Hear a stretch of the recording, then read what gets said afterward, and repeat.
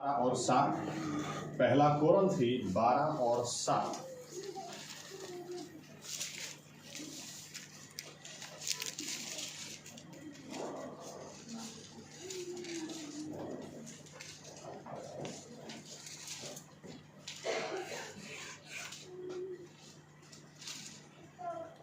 પણ આત્માનું પ્રકટીકરણ દરેકને સામાન્ય હિતને માટે આપવામાં આવ્યું છે।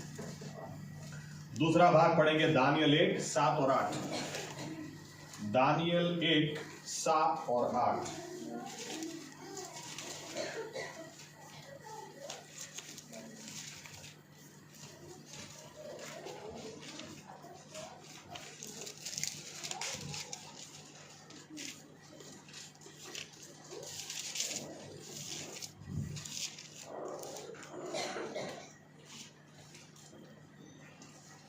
મુખ્ય ખોજાએ તેઓના નામ નીચે મુજબ પાડ્યા। તેણે દાનિયેલનું નામ બેલશાસ્સાર, હાનાનિયાનું નામ શાદ્રાક, મિશાએલનું નામ મેશાક ને અઝારિયાનું નામ અબેદનગો પાડ્યું। 8।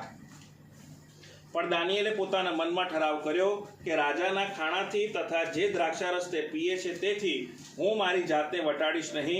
તે માટે તેણે મુખ્ય ખોજાને વિનંતી કરી કે વટાડથી મુક્ત રહેવાની મને પરવાનગી મળવી જોઈએ। आइए प्रार्थना करें।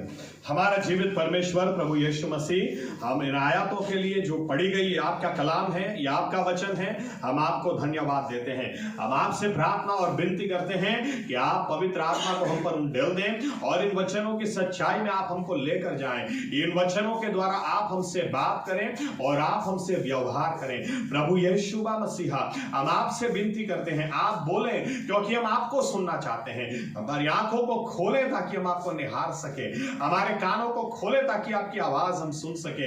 हमें बुद्धि की आत्मा दे, हमें प्रकटीकरण की आत्मा दे।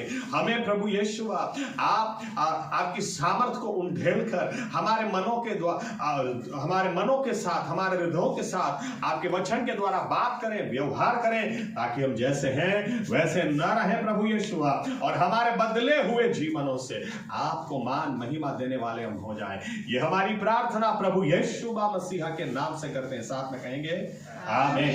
धन्यवाद प्रभु यीशु। बैठ सकते हैं अपनी जगह।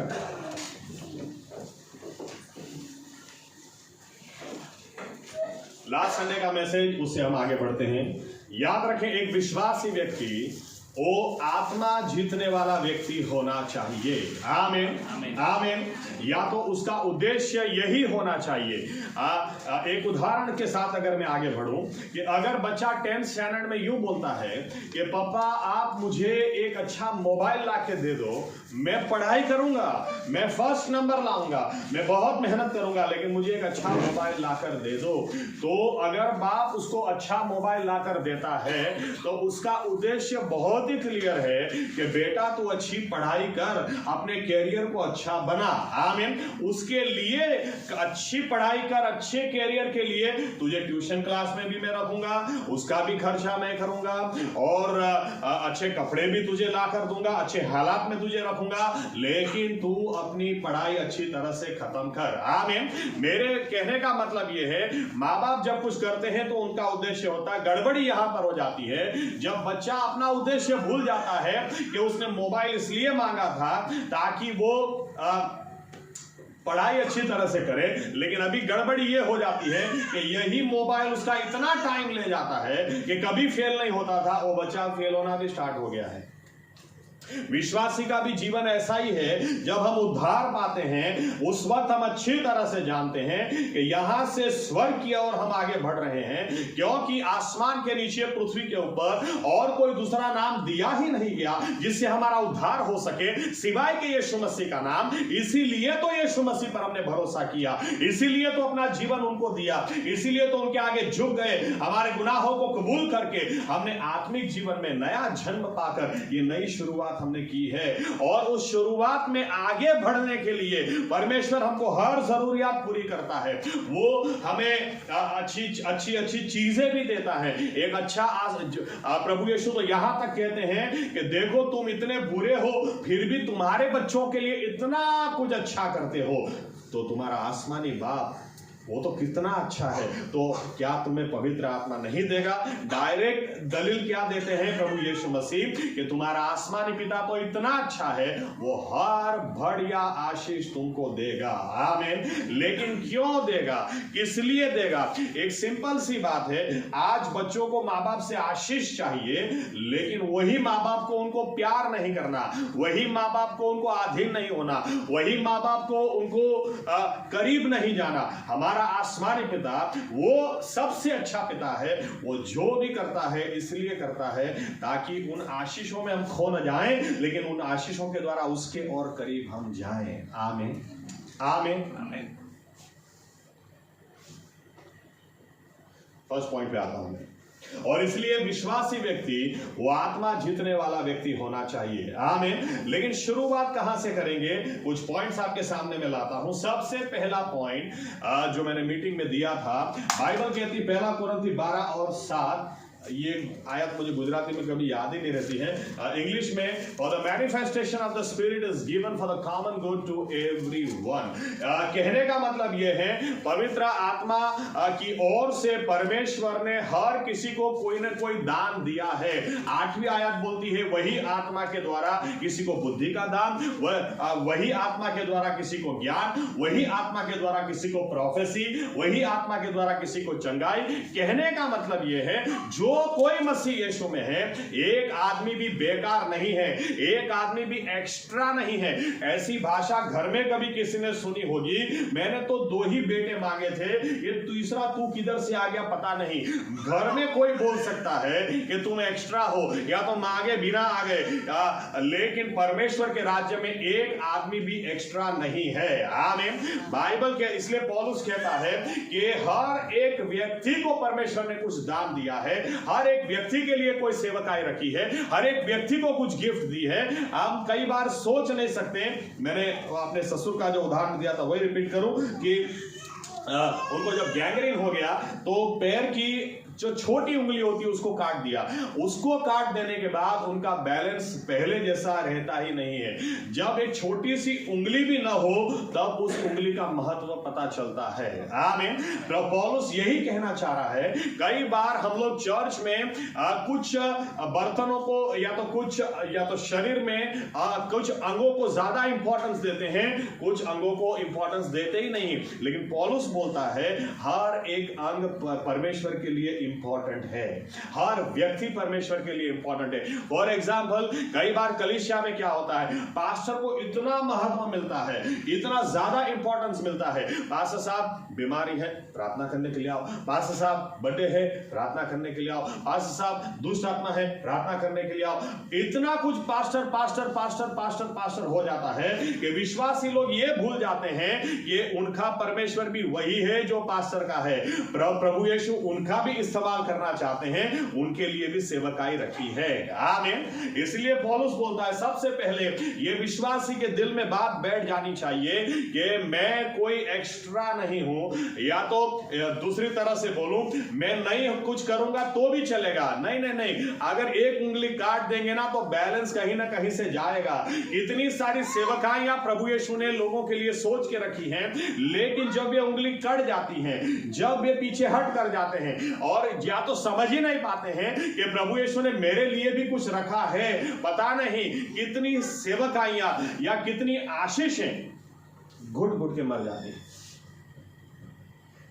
सबसे पहले हमें यह पता होना चाहिए प्रभु यीशु ने हमें चुना है, हमारे लिए उसके पास बड़ी योजना है। आमीन। जो आप कर सकते हैं दुनिया में कोई नहीं कर सकता, क्योंकि जो आपको दिया है, ऐसा लिखा है किसी को वही आत्मा के द्वारा, किसी को ज्ञान, किसी को बुद्धि, यानी हर किसी को कुछ ना कुछ ऐसा दिया है दूसरे के पास नहीं है। आमीन, आमीन, आमीन।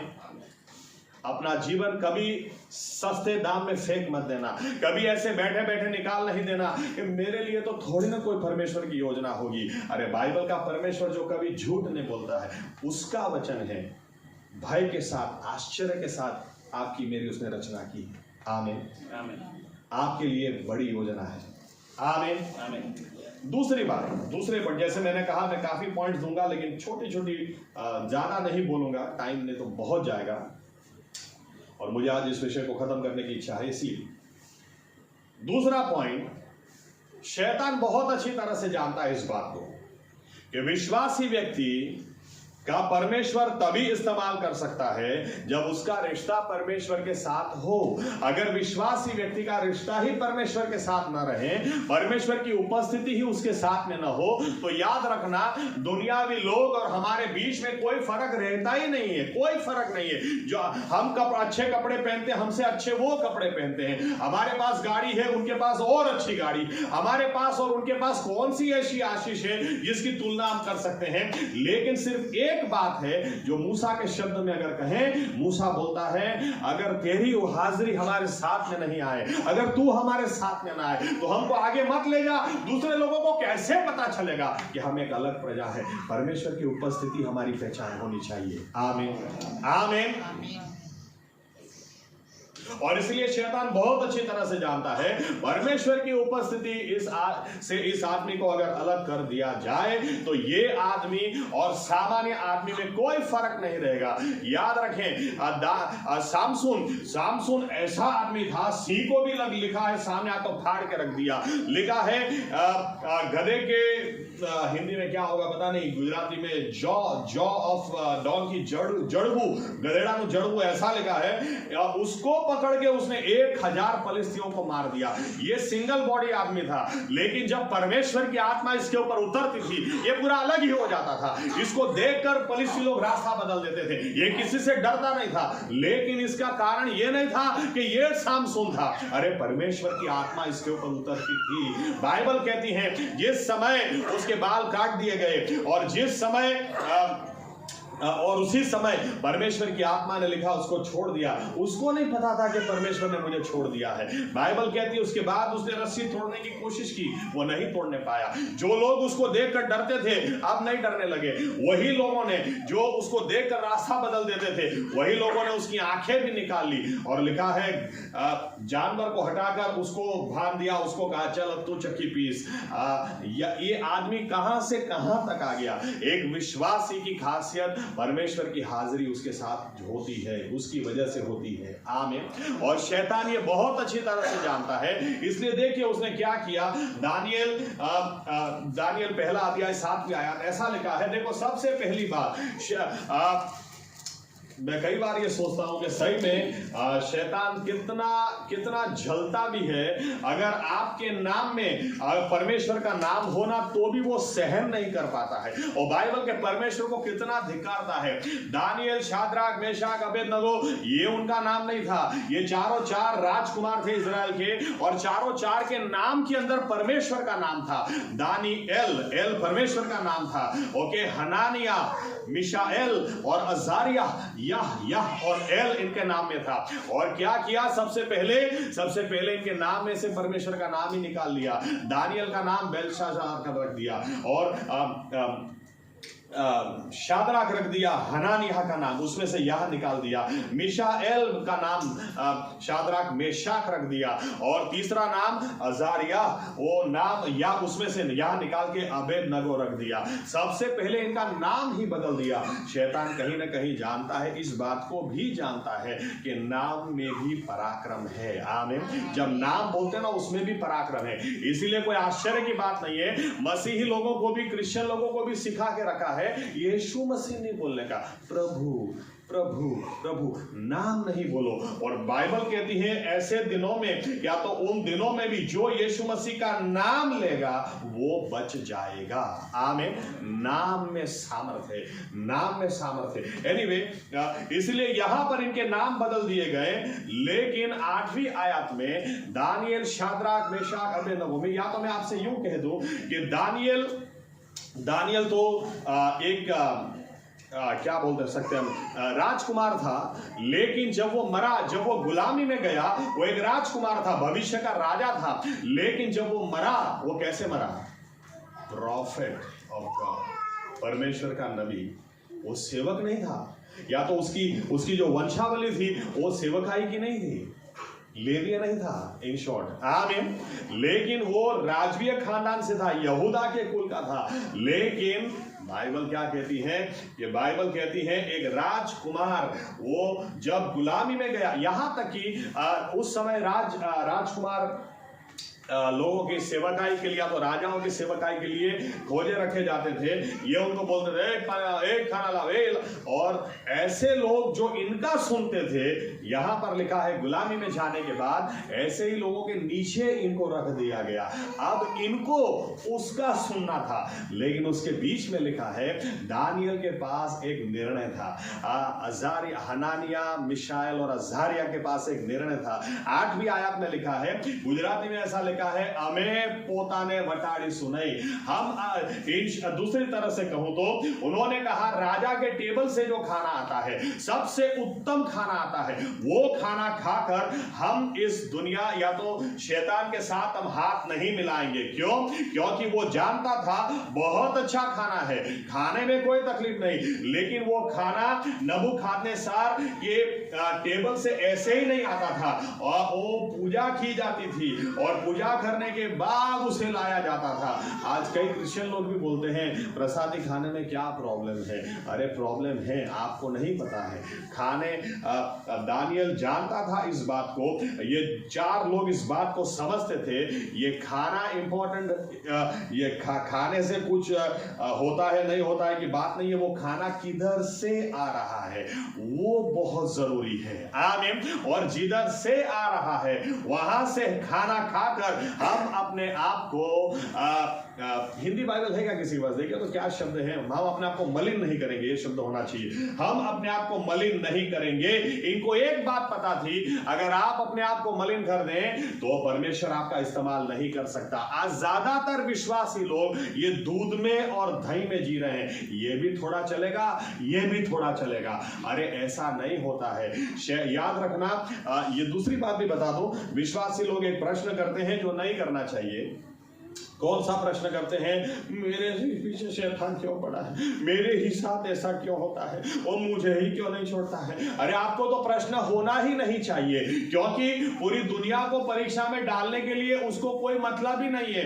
उसको परीक्षा अगर लानी है तो विश्वासी को ही लाएगा ना, क्योंकि उसको पता है वो तो ऑलरेडी गिरे हुए हैं, लेकिन विश्वासी व्यक्ति जिस दिन गिरेगा उस दिन कई सेवकाइयां खत्म हो जाएगी। लेकिन अगर विश्वासी नहीं गिरा, उसी को गिराने की कोशिश करेगा। अगर नहीं गिरा तो उसको पता है हजारों लाखों इजरायली क्यों ना हो, लेकिन अगर 4 लोग भी नहीं गिरेंगे तो ये 4 लोग भी बाबेल के साम्राज्य को हिलाकर रख सकते हैं। ये 12 लोग भी, या तो उसमें से एक दानियल भी, नबूखदनेस्सर उस जमाने का सबसे शक्तिशाली राजा था। लिखा है ऐसा, वो दानियल के आगे झुक गया, दानियल के आगे घुटनों पे गया और बोलता है दानियल तेरा परमेश्वर ही सच्चा परमेश्वर है। हालेलुया। दानियल के पास, इन लोगों के पास यहां पर निर्णय था, हम लोग वेजिटेरियन खाना खाएंगे, अरे उबला हुआ खाना खाएंगे, लेकिन हम अपने हाथ को इस टेबल से, आती खुराक से, हम इस दुनिया से, इस संसार से, शैतान के साथ हम अपने हाथ को नहीं मिलाएंगे।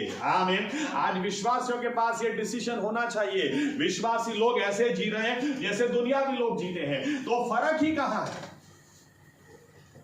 कोई आश्चर्य की बात नहीं है, लाखों विश्वासी लोग, या तो लाखों लोग इस दुनिया में हैं जो अपनी पहचान विश्वासी देते हैं, लेकिन परमेश्वर आपका इस्तेमाल किधर कर रहा है, या तो क्यों नहीं कर रहा है? कहीं दूध में दही में तो जी नहीं रहे।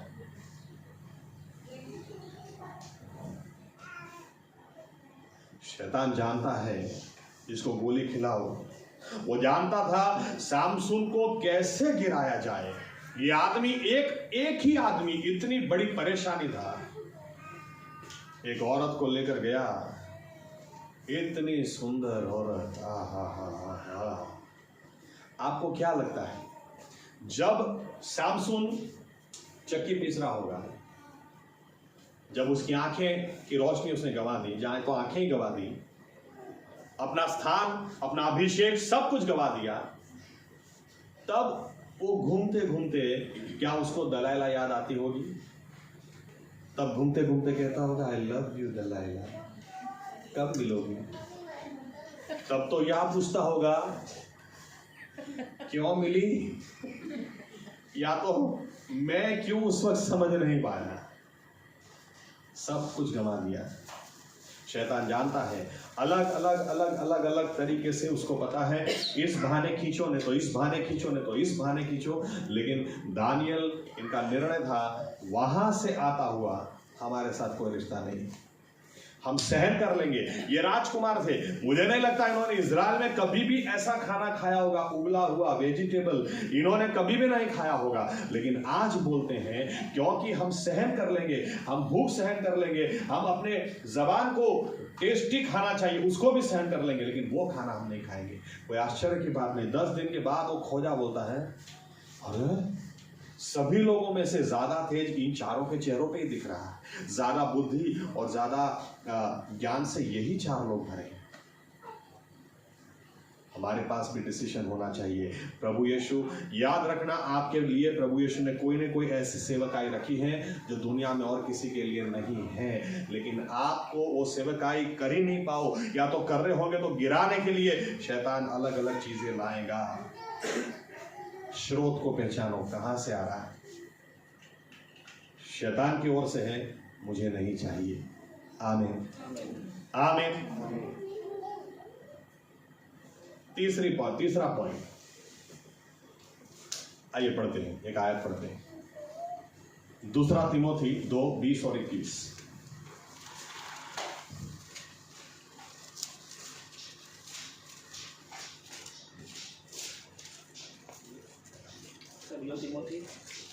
दूसरा तीमोथी 2:20-21।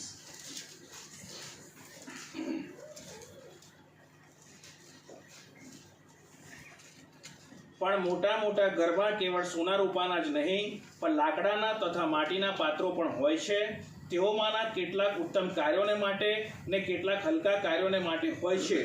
એ માટે જે કોઈ પાછલાથી પોતાને દૂર રાખીને શુદ્ધ રહે તો તે ઉત્તમ કાર્યને સારું પવિત્ર કરેલું, સ્વામીને ઉપયોગી તથા સર્વ સારા કામને માટે તૈયાર કરેલું પાત્ર થશે। देखो क्या लिखा है, तीसरी बात, तीसरा पॉइंट, अभी हमको सही में संसार के साथ हाथ नहीं ही मिलाना चाहिए, क्योंकि बाइबल कहती है संसार के साथ जो दोस्ती करता है वो परमेश्वर के साथ बैर करता है।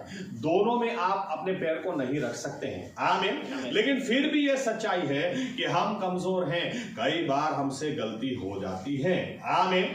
एक बार हो सकता है, एक बार हम मना करते नहीं भाई, दूसरी बार नहीं, तीसरी बार नहीं, चौथी बार नहीं, 5वीं बार हो सकता है चलो एक बार ट्राई करके देखते हैं। इन शॉर्ट, संपूर्ण कोई नहीं है, गलतियां सभी से होती हैं। आमीन। लेकिन अच्छा विश्वासी कौन होता है? बाइबल क्या कहती है, आपके घर के अंदर बहुत सारे बर्तन हो सकते हैं, सोने के भी हो सकते हैं, चांदी के भी हो सकते हैं, बहुत कीमती हो सकते हैं, बहुत सामान्य बर्तन भी हो सकते हैं, लेकिन बहुत अच्छी बात लिखी, क्या लिखा है, इस्तेमाल में कौन सा बर्तन आता है? इस्तेमाल में वही बर्तन आता है जो साफ होता है। आमीन आमीन। आपके घर में सोने का ग्लास है, 1 साल से ऐसे ही पड़ा है, धूल मिट्टी पड़ी है, और कोई घर में गेस्ट आएगा तो उसके अंदर पानी डाल के तो आप नहीं ले आओगे, अरे इतनी धूल, अरे धूल को कहां देखते हो, सोने को देखो ना, पियो पानी, कोई करेगा क्या? कौन सा बर्तन आप इस्तेमाल करेंगे जो साफ है? परमेश्वर के राज्य में हर तरह के विश्वासी लोग हैं, वो किसका इस्तेमाल कर सकता है? वही जो साफ है। आमीन। हम कभी भूल न जाएं, हम वो बर्तन हैं, परमेश्वर के घर के अंदर हम बर्तन हैं, लेकिन वो इस्तेमाल उसी का कर सकता है जो साफ है। मेरे कहने का मतलब यह है, विश्वासियों से गलती होती है, लेकिन जब गलती होती है तो कबूल तो करो।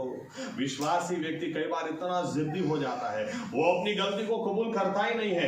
आदम, क्या तूने फल खाया? अरे जो औरत तूने दी ना उसने खिलाया। अरे तुमने खाया कि नहीं?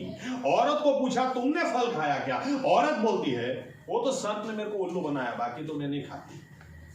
और लिखा क्या है, उसने देखा, उसको अच्छा लगा, उसको आकर्षक लगा और उसने तोड़ के खाया। और अभी क्या, मैंने गलती नहीं की। विश्वासी जो वो होता है जो अपने आप को हमेशा झुका देता है। आमीन। क्योंकि उसको पता है कि मैं जितना साफ रहूंगा उतना ही परमेश्वर मेरा इस्तेमाल कर सकता है। बर्तन तो कितने सारे हो, लेकिन कोई सामान्य से सामान्य बर्तन भी क्यों ना हो, लेकिन वो भी साफ होगा तो इसका इस्तेमाल होगा। आमीन। देखिए बहुत अच्छी बात, देखते हैं यहोशुआ 3:5 आयत से आगे पढ़ें। यहोशुआ 3 अध्याय 5 आयत से आगे।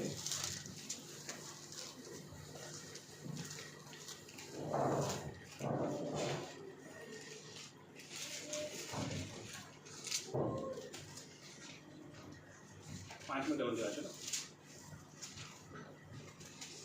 અને યહોશુઆએ લોકોને કહ્યું કે તમે પોતાને શુદ્ધ કરો, કેમ કે કાલે યહોવા તમારી બધી આશ્ચર્ય કૃત્યો કરશે. ત્યાર પછી યહોશુઆએ યાજકોને ફરમાવ્યું કે કરાર કોષ ઊંચકીને લોકોની આગળ પેલે પાર જાઓ, અને તેઓ કરાર કોષ ઊંચકીને લોકોની આગળ ચાલ્યા. અને યહોવાએ યહોશુઆને કહ્યું, આજે હું તને ઇસ્રાયેલની નજરમાં મોટો મનાવવા લાગીશ. એ સારું કે તેઓ જાણે કે જેમ હું મૂસાની સાથે રહ્યો હતો તેમ તારી સાથે પણ હું રહીશ.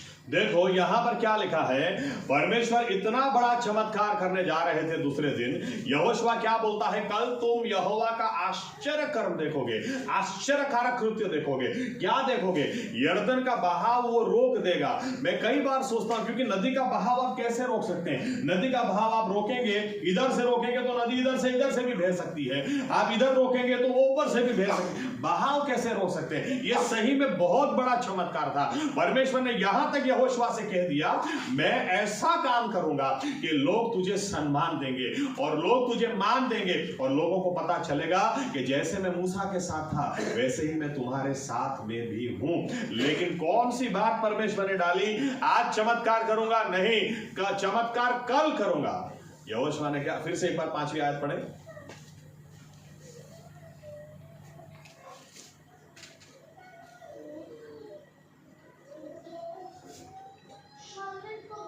બીજા 3 ને 5. અને યહોશુઆએ લોકોને કહ્યું કે તમે પોતાને શુદ્ધ કરો, કેમ કે કાલે યહોવા તમારી બધી આશ્ચર્ય કૃત્યો કરશે. क्या लिखा है? चमत्कार कल वो करेगा, लेकिन आज तुम अपने आप को शुद्ध करो. आमीन. अपने आप को शुद्ध करो. विश्वासी लोग अपने आप को नम्र करो. ऐसा मत दिखाओ कि गलतियां मुझसे होती ही नहीं है.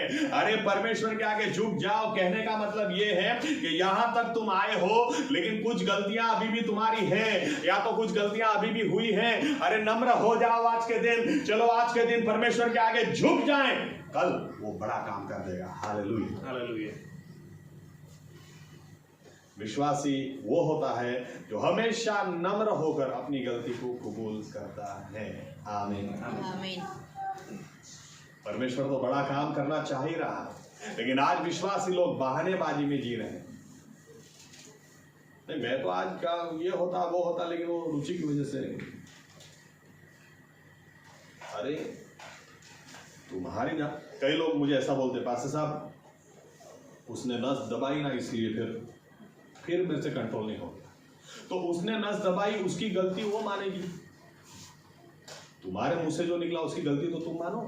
कितनी सिंपल बात है. आमीन. आमीन. विश्वासी नम्र हो जाएं. ऐसा था ना, वैसा था ना, वो था ना, ये था ना. इसके अंदर आदम और हवा ने बहुत अच्छा उदाहरण. इसकी वजह से पूरी पीढ़ियों की पीढ़ियों दुनिया का हर आदमी कहां होना चाहिए था, कहां चला गया. आमीन. आमीन.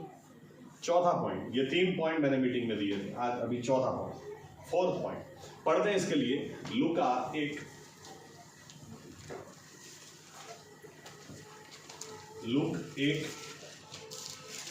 35 से 38.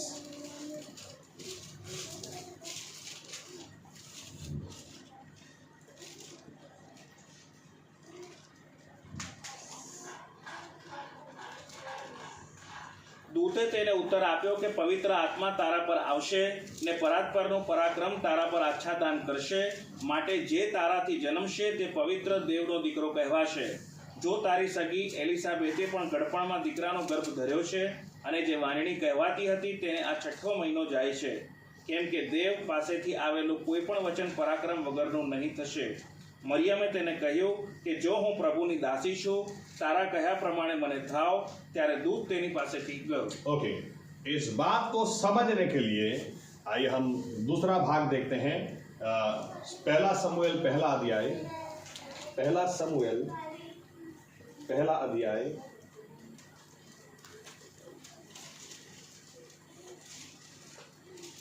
9वीं आयत से आगे पढ़ें.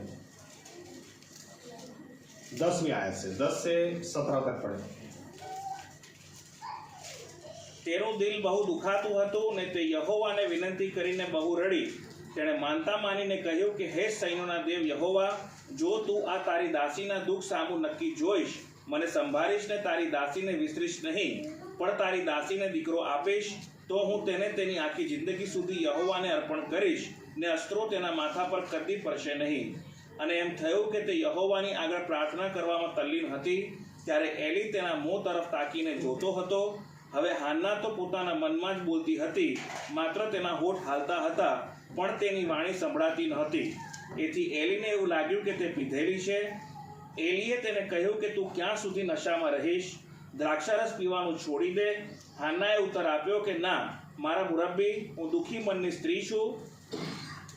મેં દ્રાક્ષારસ કે દારૂ પીધો નથી. હું તો યહોવા આગળ મારું દિલ ઠાલવતી હતી. તારી દાસીને બલ્યાલ પુત્રી તરીકે ગણીશ માં, કેમ કે અતિશય દુઃખ તથા કલેશને લીધે હું અત્યાર સુધી બોલી છું.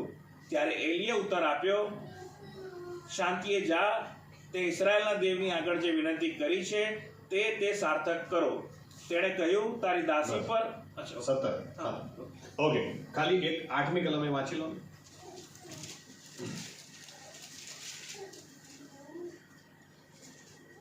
તેના પતિ એલ્કાનાએ તેને કહ્યું, હાન્ના તું કેમ રડે છે?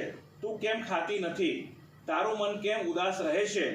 10 દીકરા करता શું હું તને अधिक નથી? ओके, अब यहाँ पर देखिए हाना के बारे में ऐसा लिखा है कि हाना को बच्चे नहीं होते थे, और जब किसी औरत को बच्चे नहीं होते हैं तो वो औरत कभी भी कंप्लीट फील नहीं कर सकती है. मातृत्व बच्चे लड़की के अंदर बचपन से होता है. बचपन से वो गुड़िया से खेलती है, उसके बाल बनाती है, उसके कपड़े चेंज करती है, उसको नहलाती भी है, और लेकिन वो उस वक्त बहुत छोटी होती है. लेकिन जब बड़ी होती है, शादी होती है, तो हर औरत की एक तमन्ना होती है कि मुझे माँ बनना है. यहाँ तक कि ऐसा लिखा है हाना के बारे में, जब वो दूसरी औरत को देखती थी उसे बच्चे हो रहे हैं, दूसरों को बच्चे हो रहे हैं, सिर्फ मुझे ही बच्चे नहीं हो रहे हैं, और इसलिए ये बार बार जब परमेश्वर के पास जाती थी ये बहुत उदास रहती थी, क्योंकि इसको बच्चा चाहिए होता था. और मुझे ये बात पता है, आप औरत को सोना ला के दो, सोना ला के देंगे ना तो लाख रुपए का सोना ला के दिया, 2 लाख रुपए का सोना ला के दिया, 2 दिन उसको अच्छा लगेगा, 1 हफ्ते तक अच्छा लगेगा, उसके बाद वापस बोलेगी लेकिन मुझे बच्चा चाहिए. अरे लेकिन किधर से ला के दूं? यहाँ तक कि एल्काना क्या बोलता है, अरे कहाँ बच्चे बच्चे कर रही है, तू मेरी फेवरेट पत्नी है, अरे मैं तुझसे कितना प्यार करता हूं, अरे 10 बच्चों के बराबर मैं हूं, मैं नहीं चलता क्या? लेकिन नहीं, हान्ना को फिर भी बच्चा चाहिए. एक औरत को बच्चा चाहिए होता है, और इसलिए और उसके आगे कोई भी आशीष या कोई भी बात उसको संतोष नहीं दे सकती. जब भी इस विषय पर मैंने बोला है, मैं हमेशा ऐसे उदाहरण देता हूं जो मुझे आज भी आश्चर्यचकित करते हैं. एक बहन को जब मैंने मिला था कि आप बच्चा प्राप्त करने के लिए क्या कर रहे हैं, मैं इंजेक्शंस ले रही हूं, कितने इंजेक्शंस लिए, तो उन्होंने उस वक्त मुझे कहा था 3,500 इंजेक्शंस मैंने लिए अभी तक. 9 साल के अंदर 3,500 इंजेक्शन. मैं सोचता था इससे ज्यादा हो नहीं सकता. उसके बाद एक और बहन को मैं मिला, उन्होंने जब मुझसे कहा कि पास्टर साहब मैं अभी तक 5,000 इंजेक्शंस ले चुकी हूं, लेकिन अभी भी प्रेगनेंसी नहीं आ रही है. एक माँ, दोनों को जब मैं देखता हूं या याद करता हूं, इनके पास इतना पैसा था, इनके पास भी इतना था. ये तो एक तो केबल ऑपरेटर थे, और केबल ऑपरेटर उस जमाने की मैं बात कर रहा हूं जहां पर महीने का 1.5-2 लाख रुपया तो आराम से ये लोग कमाते थे. और उस इसके पैसा बहुत अच्छा, नाम बहुत अच्छा, कलीसिया में स्थान अच्छा, सब कुछ अच्छा, लेकिन बच्चा नहीं है, बच्चा चाहिए. हान्ना को उसका हस्बैंड बोलता है कि मैं हूं ना, अरे 10 बच्चे के बराबर हूं, लेकिन बाइबल बताती है नहीं, हान्ना को बच्चा चाहिए था. और इसीलिए लिखा है जब वो परमेश्वर की हजूरी में गई, उसके दिल में इतनी कुछ बातें भरी हुई थी. लिखा है दिल खोल के वो रोई उस दिन, उसने अपना पूरा हृदय परमेश्वर के आगे उंडेल दिया. बस मुझे बच्चा चाहिए. पता नहीं कितना चिल्लाई होगी, कितना रोई होगी, कि आखिर में लिखा है उसकी उसकी आवाज भी आना बंद हो गई। अब सिर्फ उसके मुंह होठ हिल रहे थे, लेकिन वो आवाज नहीं आ रही थी। एली उसको देख रहा था और उसके होठों को देख रहा था। एली को लगा ये दारू पी के इधर आई लगती है, लेकिन फिर जब उसको डांटता है तो वो बोलती है नहीं, ऐसा नहीं है, मैं दारू पी के नहीं आई हूं, लेकिन मुझे बच्चा चाहिए, मुझे बच्चा नहीं हो रहा, मुझे बच्चा चाहिए, और इसीलिए मैंने अपना दिल आज यहोवा परमेश्वर के आगे उंडेल दिया है। तो एली बोलता है, फिर एली बोलता है कि अगर ऐसी बात है तो जा, परमेश्वर का अनुग्रह तुझ पर बना रहे और परमेश्वर तुझे बच्चा देगा। उसने तेरी प्रार्थना को जरूर सुना और अगले साल वो बच्चा हो गया। आमीन। लेकिन यहां से मैं इस बात पर आना चाहता हूं, आपको पता है नए नियम के अंदर कलीसिया की तुलना वो यीशु मसीह की पत्नी के साथ की गई है। जैसे यीशु मसीह ने कलीसिया को प्रेम किया, वैसे पति अपनी पत्नी से प्रेम करे। आमीन। कहने का मेरा मतलब यह है कि अगर हम कहते हैं कि हम कलीसिया हैं, तो हान्ना जैसा स्वभाव हमारा भी तो होना चाहिए ना। एलकाना है हमारे साथ, प्रभु यीशु है हमारे साथ, लेकिन हमारी भी उनके पास प्रार्थना होनी चाहिए ना कि 10 बच्चों के बराबर आप क्यों ना हो, लेकिन हम कन्या हैं, हमें बच्चा चाहिए, हम आत्माओं को जीतना चाहते हैं। अगर कोई भी आत्मिक तौर से भांज रह जाए, ऐसा विश्वासी व्यक्ति चैन से कैसे जी सकता है? जब दूसरे लोग आत्मा जीत रहे हैं, जब दूसरे लोगों को मसीह में ला रहे हैं, दूसरे लोगों का इस्तेमाल हो रहा, विश्वासी व्यक्ति कैसे आराम से बैठ सकता? हमारे पास ये भूख और प्यास होनी चाहिए। प्रभु यीशु आपने सोना दिया, आपको धन्यवाद, लेकिन मुझे आत्मा जीतने हैं। आपने अच्छी गाड़ी दे दी, धन्यवाद, लेकिन मुझे आत्मा जीतने हैं। आपने बड़े बंगले दे दिए, धन्यवाद, लेकिन मुझे आत्मा जीतने हैं। जब एक औरत को आप कितना कुछ दे दो, लेकिन जब तक बच्चा उसको नहीं होता, वो चैन से नहीं बैठती है। विश्वासी व्यक्ति ऐसा होना चाहिए। कुछ भी आशीष आने दो, कितना भी पैसा, कितना भी नाम, कितनी भी शोहरत, लेकिन मुझे बच्चे चाहिए। आमीन। अगर इस तरह से हम प्रार्थना करें, या तो कब की होगी या कभी की भी होगी कि नहीं पता नहीं, इतना जोर से ये चिल्लाकर परमेश्वर के आगे उसने दिल अपना पूरा उंडेल दिया, यहां तक कि फिर उसके होठ हिल रहे थे, उसके मुंह से आवाज नहीं आ रही थी। क्या हमने कभी ऐसे प्रार्थना की है कि प्रभु यीशु हमें आत्मा दो, हमें बच्चे दो, आत्मिक बच्चे हमें दो? शायद कभी ऐसी प्रार्थना की होगी, मुझे नया मोबाइल चाहिए, मुझे नया मोबाइल चाहिए, मुझे नए कपड़े चाहिए, मुझे ये चाहिए, मुझे वो चाहिए। लेकिन हम कलीसिया हैं, यीशु मसीह की पत्नी है, तो पत्नी के पास तो ये प्रार्थना होनी चाहिए ना पति को लेकर, मुझे बच्चे चाहिए।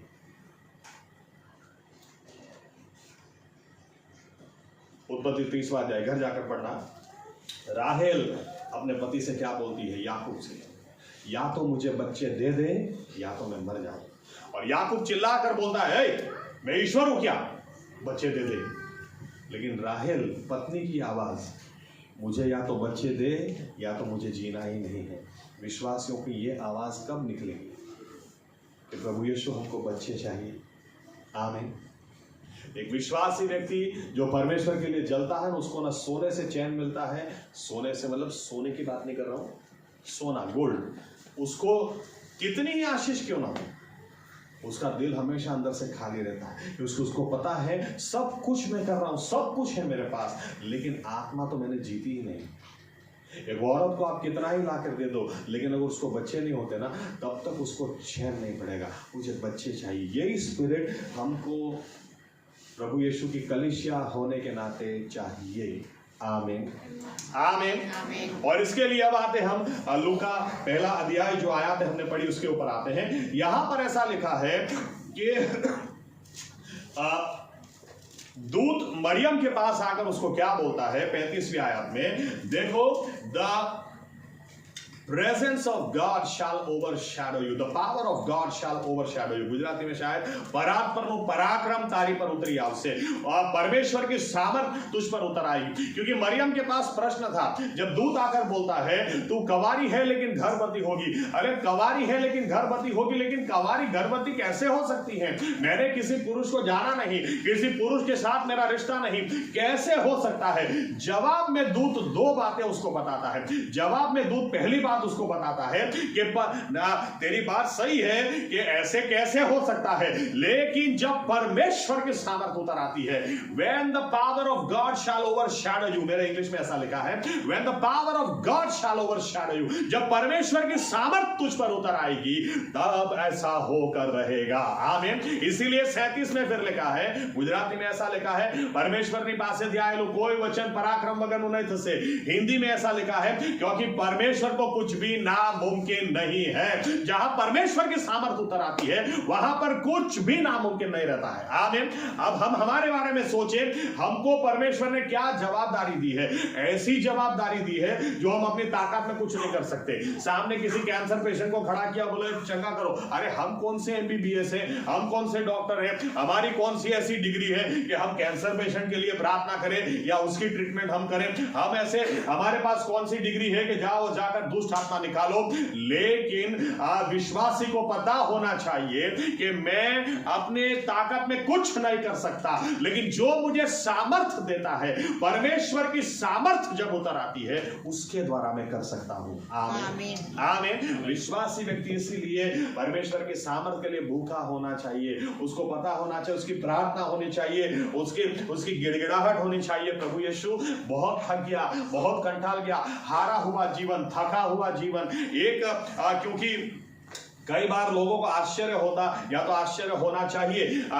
प्रेरितों के काम 1 और 8 में लिखा है, जब पवित्र आत्मा तुम पर उतर आएगा तब तुम सामर्थ पाओगे। आमीन। और यहाँ पर पेंटिकॉस्टल लोग ज्यादातर क्या कर रहे हैं, पवित्र आत्मा मिला तुमको, पवित्र आत्मा मिला, अन्य भाषा बोल रहे हो, अन्य भाषा बोल रहे हो। अरे अन्य भाषा तुम बोल रहे हो, अच्छी बात है, पवित्र आत्मा का दान तुमको मिला है, अच्छी बात है, लेकिन मेन पर्पस क्यों भूल जाते हो। पवित्र आत्मा आएगा तो तुम सामर्थ पाओ। आमीन। यानी कि लोग क्या बोलेंगे, लोग ऐसा कहेंगे, इस जमाने में कोई सीधा जी नहीं सकता, इस जमाने के अंदर झूठ तो थोड़ा बोलना ही पड़ता है, इस जमाने के अंदर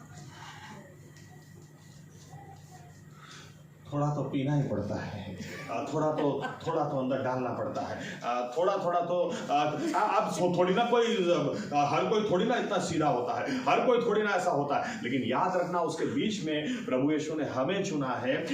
हम अपनी ताकत में नहीं कर सकते, लेकिन जब उसकी सामर्थ हम पर उतर आएगी तब हम उसके गवाह बनेंगे। आमीन। लोगों को देखना है तो आकर हमें देखें, और हमें देखें उसके पहले हमारी प्रार्थना होनी चाहिए, हमारी भूख और प्यास होनी चाहिए कि प्रभु यीशु मुझे अच्छा गवाह बनाओ। मेरी बहुत सारी कमजोरियां हैं, मेरे स्वभाव में कमजोरियां हैं, मेरी दृष्टि में कमजोरियां हैं, मेरे सोचने में कमजोरियां हैं, मेरी बहुत सारी कमजोरियां हैं। ऐसे में अच्छा गवाह नहीं बन सकता, लेकिन आपकी सामर्थ उतर आएगी तो मेरे जीवन में परिवर्तन आएगा और लोग देखेंगे कैसे ऐसा हुआ। तब मैं कहूंगा परमेश्वर की सामर्थ मेरे लिए नामुमकिन था, लेकिन परमेश्वर की सामर्थ ने इसको मुमकिन बनाया। आमीन। आमीन। आमीन। आमीन।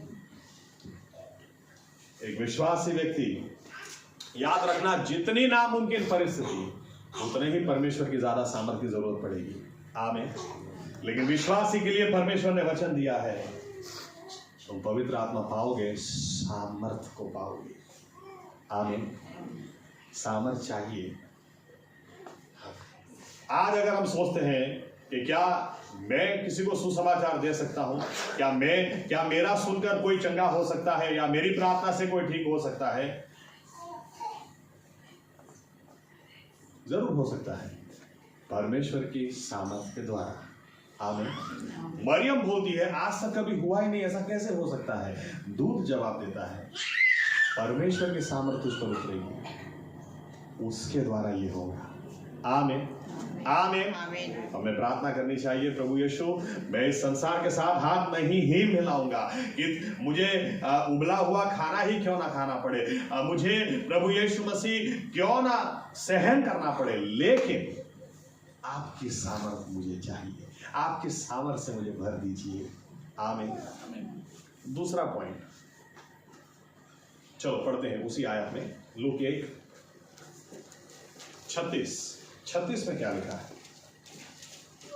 ये मेरा आखिरी पॉइंट है।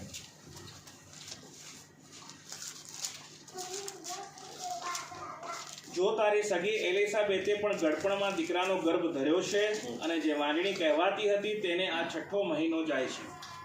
ओके, अब देखिए पहली आयत या तो 35 और 37 के बीच की ये आयत है। 35वीं आयत में दूत क्या बोलता है, जब परमेश्वर की सामर्थ तुझ पर उतर आएगी तब तू गर्भवती होगी। तूने कोई पुरुष को नहीं जाना लेकिन फिर भी तू गर्भवती होगी। परमेश्वर की सामर्थ के लिए ग्रीक भाषा में शब्द इस्तेमाल किया गया है डोनामिस, और डोनामिस से आता है डायनामाइट। यानी डायनामाइट कितना ही मजबूत ब्रिज क्यों ना बनाया हो, लेकिन अगर उसके ऊपर डायनामाइट लगा दिया जाए और जब वो हैंडल उसका पंप किया जाता है, वो पूरा धमाका इतना बड़ा होता है पूरे ब्रिज को वो गिरा देता है। आमीन। यानी मेरा कहने का मतलब ये है, कितने ही वर्षों से शैतान ने लोगों को बांधा क्यों ना हो, कितने ही वर्षों से आपको व्यसन क्यों ना हो, कितने ही वर्षों से आप बंधन में क्यों ना जीते हो, लेकिन जब परमेश्वर की सामर्थ उतरती है, एक सेकंड में वो डुनामिस डायनामाइट तोड़ फोड़ के रख देता है। आमीन, आमीन। इसलिए विश्वासी व्यक्ति परमेश्वर की सामर्थ मुझे चाहिए। आमीन, आमीन। ये भूख होनी ही चाहिए। लेकिन यहां पर आश्चर्यचकित करने वाली एक बात लिखी है। 35वीं आयत में बोला उसको कि परमेश्वर की सामर्थ तुझ पर उतरेगी और ये होगा, तू गर्भवती होगी। 37 में कहा परमेश्वर के लिए कुछ भी नामुमकिन नहीं है। लेकिन एकदम से 36 में क्या लिखा है, तेरी बहन एलिजाबेथ वो भी बुढ़ापे में गर्भवती हुई है। ये किधर से आ गई? 35 के बाद डायरेक्ट 37 होना चाहिए ना। परमेश्वर की सामर्थ तुझ पर उतर आएगी और तू गर्भवती होगी और जो बेटा तुझसे पैदा होगा वो परमेश्वर का बेटा कहलाया जाएगा, क्योंकि परमेश्वर के लिए कुछ भी नामुमकिन नहीं। लेकिन 36 में क्या लिखा है, तेरी बहन एलिजाबेथ बुढ़ापे में गर्भवती हुई है। ये पॉइंट को याद रखना। हमें दो चीजों की जरूरत है। परमेश्वर की सामर्थ हमारे जीवन में परमेश्वर जरूर कुछ बड़ा कर सकता है। ये विश्वास लाने के लिए हमें परमेश्वर की सामर्थ की जरूरत है, लेकिन साथ में जिनके जीवन में परमेश्वर ने काम किए हैं ऐसी गवाही की भी हमें जरूरत है। आमीन, आमीन। आपको कितना ही नामुमकिन क्यों ना लगे, आप एक काम ये करो। आपको कई बार ऐसा लगेगा कि क्या परमेश्वर मेरा इस्तेमाल कर सकता है, क्या मेरे हाथों से वो चंगाई कर सकता है, क्या मैं कह दूं यीशु के नाम में निकल जा और दुष्ट आत्मा निकल सकते हैं। आपको अभी विश्वास नहीं आता, कोई बात नहीं। किसके जीवन में परमेश्वर ने काम किया उसके साथ जाकर बैठो। आमीन। दूत ने कहा, दूत आकर बोलता है एलिजाबेथ तेरी बहन बुढ़ापे में। याद रखना एक बात को कि एलिजाबेथ को जो चमत्कार मिला था वो सही में बड़ा था, लेकिन मरियम को जो चमत्कार चाहिए था वो एलिजाबेथ से भी बड़ा चमत्कार चाहिए था। लेकिन मरियम ने क्या किया, बाइबल कहती है 39वीं आयत में, जब दूत चला गया तो मरियम अपना सब कुछ छोड़कर, घर छोड़कर एलिजाबेथ के साथ रहने के लिए चली गई, क्योंकि एलिजाबेथ का नाम दूत ने लिया था। आप ऐसे लोगों के साथ समय बिताओ जिनके जीवन में परमेश्वर ने काम किया है। आमीन। वहां से आपको जरूर विश्वास आएगा, यहां तक कि इतना आएगा कि उनको जो चमत्कार मिला उससे भी बड़ा आपको मिलेगा। आज दुख की बात है, विश्वासी लोग किसके साथ समय बिताते हैं?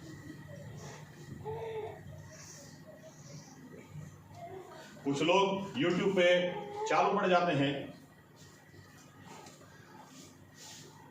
एक पास्टर को किधर से, पास्टर इतना दिमाग खराब करने वाला पास्टर है, हर बात में उल्टा ही बोलता है। मैं जब भी देखता हूँ लगता है, सोचता हूँ ये आदमी ने कितने लोगों का दिमाग खराब किया होगा। हर बात में उल्टा, वो सीधा कुछ बोलता ही नहीं। और फिर जब नीचे देखता हूँ कितने व्यूज हैं, कितने लोगों ने, मैं ये सोचता हूँ ऐसा सुनकर जब दिमाग खराब होता है तो विश्वास किसका बढ़ता होगा। आज विश्वासी लोगों का ज्यादातर समय चुरा कर ले जाता है शैतान। आप एलिजाबेथ के साथ समय बिताओ। आमीन। आपको चमत्कार चाहिए, आपको ये विश्वास चाहिए कि आज तक कभी नहीं सुना, ऐसा मेरे साथ हो सकता है क्या। इसके लिए दूत ने कहा एलिजाबेथ की गवाही दूत आकर देता है, तुम्हारी बहन बुढ़ापे में भी गर्भवती है। फिर बोलता है परमेश्वर को कुछ नामुमकिन नहीं है। आमीन। गवाहियां सुनते हैं क्या आप? मैं धन्यवाद देता हूं मेरे पास्टर साहब के लिए। उन्होंने शुरू में मुझे यही कहा था, कुछ भी मत सुनना, कुछ भी मत पढ़ना, सिर्फ बाइबल को पढ़ना और गवाहियों को पढ़ना। 5 साल तक यही किया मैंने। किसी को पढ़ना नहीं है, किसी को सुनना नहीं है, बाइबल पढ़ो और गवाही, इतना विश्वास बढ़ता है। धीरे धीरे पढ़ने के बाद ऐसा होता है कि अरे इनके साथ हो सकता है तो मेरे साथ भी हो सकता है। आमीन आमीन। चिरालो पढ़ दो, टॉन वेल, गुलशन एस्तर, उसकी गवाही अगर आप पढ़ेंगे, पाकिस्तान में कितनी बड़ी गवाही, उसको पाकिस्तान सरकार ने बाहर निकाल दिया, उसकी गवाही के द्वारा कितने सारे लोग मसीह में आते थे। वो यूके चली गई, फिर अभी जिंदा है या नहीं मुझे आइडिया नहीं। उनकी गवाही, एक बार वे बस में चढ़ी, बहुत दूर उनको जाना था और बस पूरी पैक थी और उन्होंने इतनी प्रार्थना की, प्रभु मैं इतनी थकी हुई हूं, मैं खड़े खड़े नहीं जा सकूंगी, मुझे एक जगह दिला देगा। और वो खड़ी हो गई, अंदर बस में जाना जरूरी था, चली गई और वहां पर एक भाई बोलते बैठो, अरे बैठो आप बैठो। और जैसे ही वो बैठी, बैठ के वो आदमी को देखा, आंखों के सामने से वो आदमी गायब हो गया।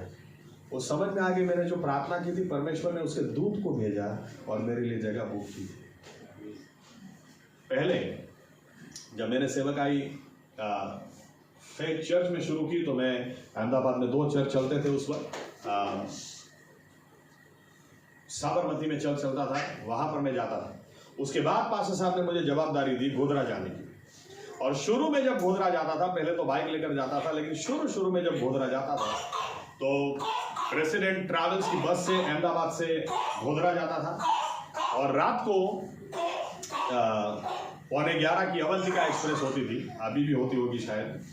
अवंतिका एक्सप्रेस से 11:15 बजे मैं बड़ौदा आता था, और बड़ौदा जैसे ही मैं ट्रेन से उतरूंगा इस प्लेटफॉर्म पे, वहां पर कच्छ एक्सप्रेस आएगी, तुरंत चढ़ जाने का, कच्छ एक्सप्रेस से सीधा अहमदाबाद। लेकिन बैठने की जगह नहीं मिलती थी।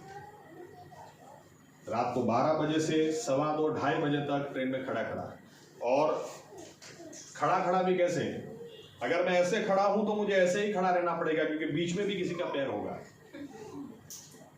एक बार सिर्फ ऐसे पैर मैंने किया तो वो नीचे वाली जगह भी गई, अब पैर किधर रखने का। फिर मैंने न्यूज़पेपर लेके स्टार्ट किया जाना, न्यूज़पेपर लेके जैसे ही डाल के नीचे बैठ जाता था। अब उसमें भी तकलीफ है, अब पैर आप सीधा नहीं कर सकते, 2.5 घंटे खाली चढ़ी जाए, बिल्कुल खाली, सीधा भी आप नहीं कर सकते।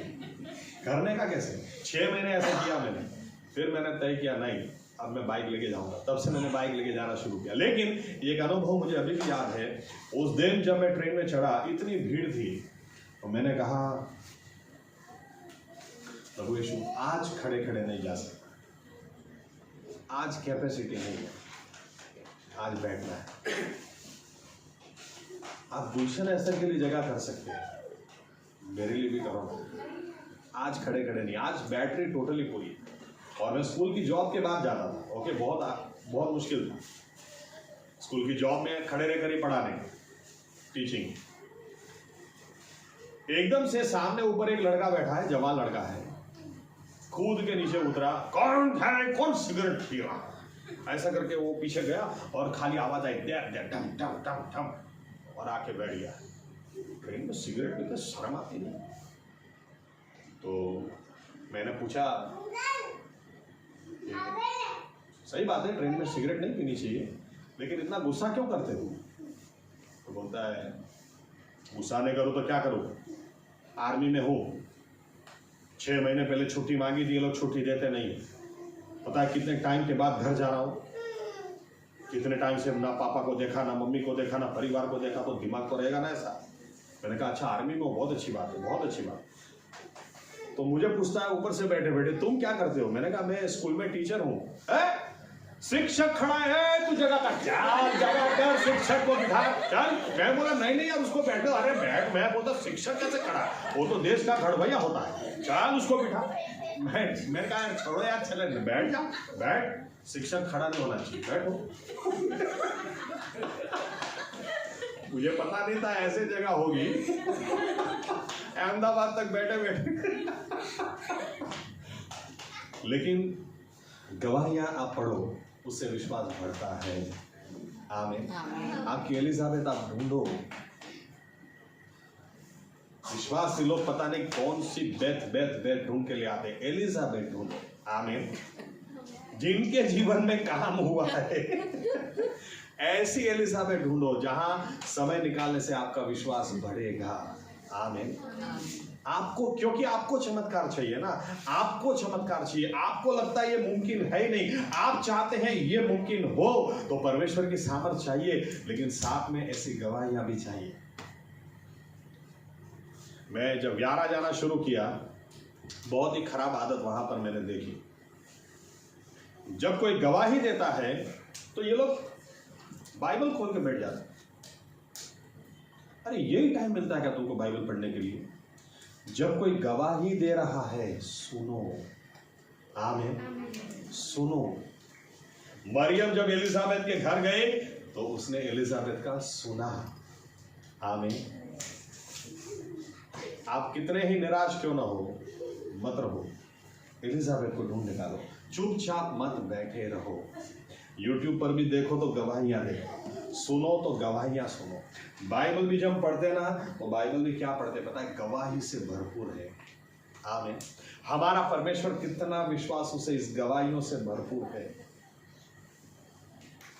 आज जो आपको नामुमकिन लगता है, कल वो मुमकिन होकर रहेगा। आज आप एलिजाबेथ के साथ टाइम बिताओ।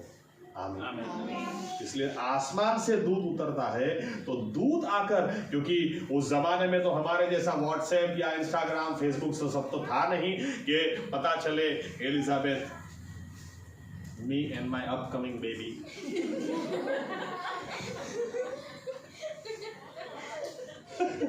और पता चले कब प्रेग्नेंट हो गई, कितना महीना हो गया। दूत आकर बोलता है एलिजाबेथ वो बुढ़ापे में प्रेग्नेंट हुई। आप ऐसे विश्वासियों के साथ समय बिताओ। आमीन। आमीन। मैं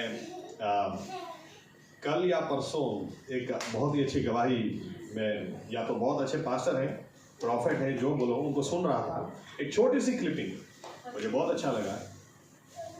सभी जवान लोग खड़े हैं, मुझे नहीं पता जवान लोगों की मीटिंग थी या प्रार्थना करने के लिए जवान लोगों को बुलाया था। सभी जवान लोग खड़े हैं और वो सामने देखकर क्या बोलते हैं, एक दिन मैं इस जगह था जहां आज तुम खड़े थे, लेकिन मैं आज यहां पर खड़ा हूं क्योंकि मैंने संसार को ना कहा और यीशु को हाँ कहा। आज तुम्हारे पास मौका है। अगर तुम भी संसार को ना कहोगे और यीशु को हाँ कहोगे, एक दिन तुम भी यहां पर या मुझसे भी ऊंचाई पर बैठे हो। निर्णय तुम्हारे हाथ में। आमीन। परमेश्वर ने हमको इसीलिए चुना ताकि हम कुछ न कुछ उसके राज्य के अंदर बड़ा हिस्सा दे सके, बड़ा काम कर सके, बड़ा इस्तेमाल में आ सके। आमीन। आमीन। भाई अपनी जगह खड़े हो जाए। जो बातें हमने सुनी हैं उसके ऊपर हम निर्णय लेना चाहते हैं। अफसोस है, पौलुस कहता है, अफसोस है मुझे अगर मैं सुसमाचार न दूं, अफसोस है मुझे अगर मैं आत्मा को न जीऊं। हान्ना का स्वभाव हमें चाहिए। एल्काना तो है, वो तो है, लेकिन मुझे बच्चा चाहिए। हाँ प्रभु यीशु, धन्यवाद कि आप हैं हमारे साथ, लेकिन हमें बच्चे चाहिए। और इसके लिए आपने मुझे कोई ना कोई भेंट जरूर दी है, आपने मुझे कोई दान जरूर दिया है। जरूर आपने मेरे लिए कुछ अलग ही हट के रखा है। शैतान नहीं चाहता कि वो सेवकाई फूले फले, इसलिए वो चाहता है संसार से हाथ मिला लो। आइए हम भी निर्णय करें, मैं नहीं मिलाऊंगा। मेरी सेवकाई उसको घुट घुट के मैं नहीं मरने दूंगा। प्रभु यीशु ने जो चुना है मेरे लिए, जो आपके लिए, हम अपने आप को मलिन नहीं करेंगे। We will not defile ourselves। लेकिन अगर गलती हो गई, कबूल करने में देरी भी नहीं लगाएंगे, नम्र होने में देरी भी नहीं लगाएंगे, क्योंकि परमेश्वर के घर में बर्तन वही इस्तेमाल में आ सकता है जो साफ किया होता है, साफ होगा। प्रभु यीशु, आज इस समय आपको लगता है कि प्रभु यीशु आप हमारा इस्तेमाल नहीं कर सकते क्योंकि कोई गंदगी, कोई गुनाह, कोई पाप, कोई ऐसी बात आज भी हमसे जुड़ी है तो हम इसी वक्त, हम दूसरे समय की राह नहीं देखना चाहते, इसी वक्त आपसे कहना चाहते हैं, हमें साफ कर दें प्रभु यीशु, हमें शुद्ध कर दें प्रभु यीशु, और हमें इस्तेमाल करें। हम भी प्रभु यीशु भूख और प्यास के साथ आपसे कहेंगे, मुझे बच्चे चाहिए, मुझे बच्चे चाहिए प्रभु यीशु, मुझे आत्मा जीतने हैं। नाश में लोग जा रहे हैं, उनको बचाने के लिए मुझे आपका उपयोगी बर्तन बनना है। मेरा इस्तेमाल करें प्रभु यीशु। अपने आप से मैं कुछ नहीं कर सकता, कुछ नहीं कर सकती, लेकिन आपकी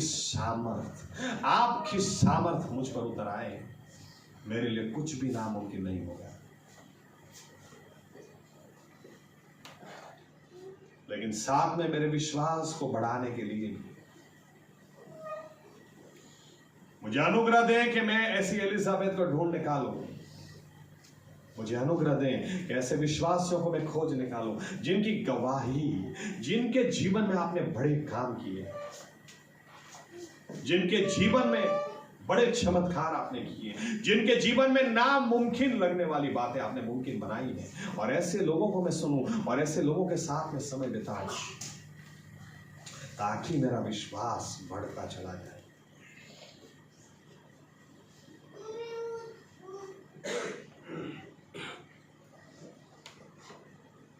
जैसे मरियम ने कहा, हम कहते हैं लूका 1:38, मैं तो आपकी दासी हूं, मैं तो आपका दास हूं प्रभु यीशु, आपकी मर्जी मेरे जीवन में और मेरे जीवन के द्वारा पूरी हो जाए, और मेरा जीवन आपके हाथों में उपयोगी हो ताकि हम आपके अच्छे गवाह बन सकें, और हमारी गवाहियों के द्वारा लोग बच जाएं, जाने पहचाने कि आप ही जिंदा परमेश्वर हैं। आपके पहले न तो कोई और परमेश्वर हुआ, न कभी कोई और होगा। ये प्रार्थना प्रभु यीशु मसीह के नाम से हम करते हैं। आमीन। धन्यवाद।